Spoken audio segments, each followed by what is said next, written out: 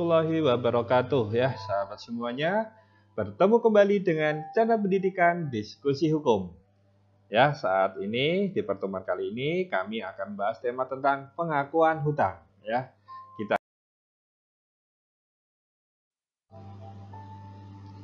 Biasanya pengakuan hutang itu dalam bentuk tertulis sehingga disebut sebagai surat pengakuan hutang. Surat pengakuan hutang adalah pernyataan seseorang yang menyatakan bahwa dirinya memiliki hutang kepada pihak lain dengan segala akibat hukumnya. Ya, jadi di sini ada suatu pernyataan ya orang, sehingga karena hanya pernyataan ini bukanlah suatu perjanjian, tapi hanya seorang pernyataan seseorang tentang kepemilikan hutangnya.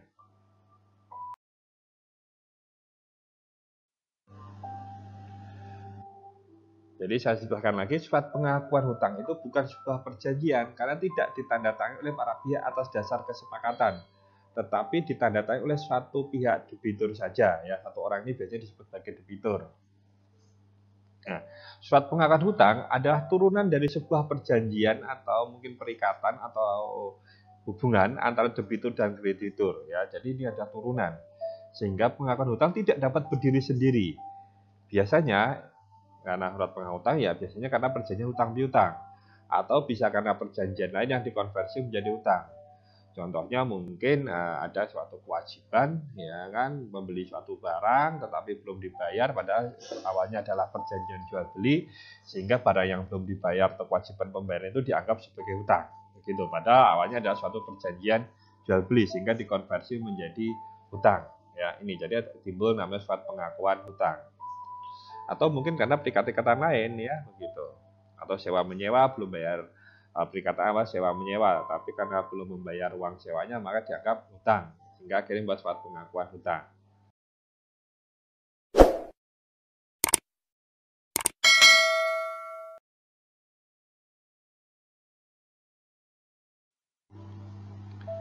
Kita lihat bentuk surat pengakuan hutang ya, yaitu akta di bawah tangan.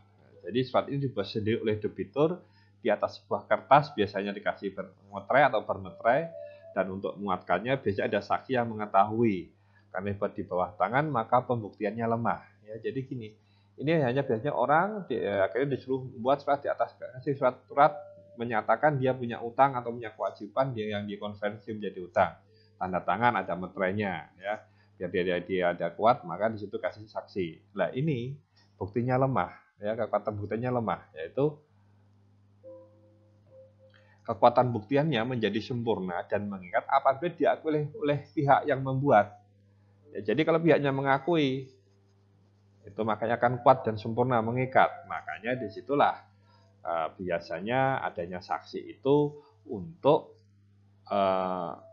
mengantisipasi apabila nanti pihaknya ini melakukan pengingkaran. Nah, makanya saksi itulah akan membuktikan ya, sehingga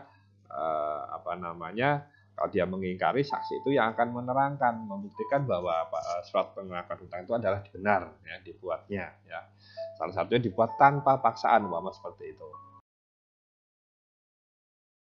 Bentuk dari surat pengakuan hutang yaitu yang kedua, akta autentik. Ya, di sini dibuat di hadapan notaris. Dan ini yang sangat dianjurkan karena bukti kuat. Bahkan ada yang menggunakan irah-irah yang artinya memiliki titel eksekutorial atau biasa disebut dengan gross akte. Kekuatan buktian akta autentik ini adalah sempurna dan mengikat, baik formal maupun material. Ya, jadi dianggap benar-benar karena memang dibuat di hadapan seorang pejabat yang berwenang untuk itu. Makanya di sini mempunyai kekuatan yang sempurna. Dan di sini biasanya juga dibuat seperti ini, ada jaminannya ya. Jadi di situ ada jaminan, dan dengan titel eksekutorial itu bisa langsung dieksekusi seperti putusan pengadilan. Jadi tidak perlu adanya sengketa. Contoh di sini dia membuat pengakuan akta hutang punya hutang sekitar 1 miliar. Dengan ini jadi sebagai jaminannya yaitu adalah rumah yang ada di alamat ini atas nama ini. Sehingga apabila tidak dibayar tanda angka sekian, maka rumah tersebut bisa dijual. Nah, inilah contohnya ya, seperti itu.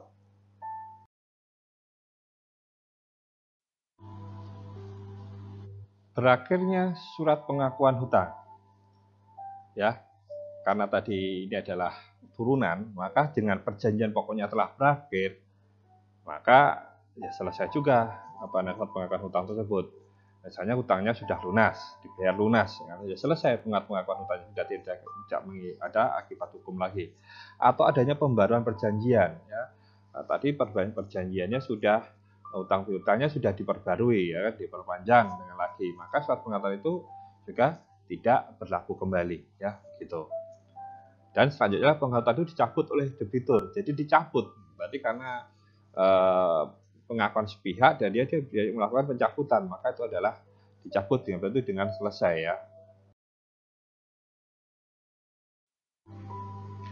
Nah, namun kita lihat bagaimana pencabutan surat pengakuan hutang itu sendiri. Walaupun sifatnya sepihak, karena surat pengakuan hutang ini ada yang menyangkut pihak lain, maka dalam melakukan pencabutan surat harus disertai dengan alasan yang sah. Ya.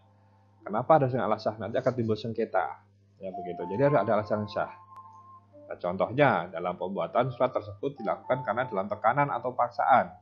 Dan dalam catatan satu kuasa juga harus diberitahu kepada pihak yang berkaitan.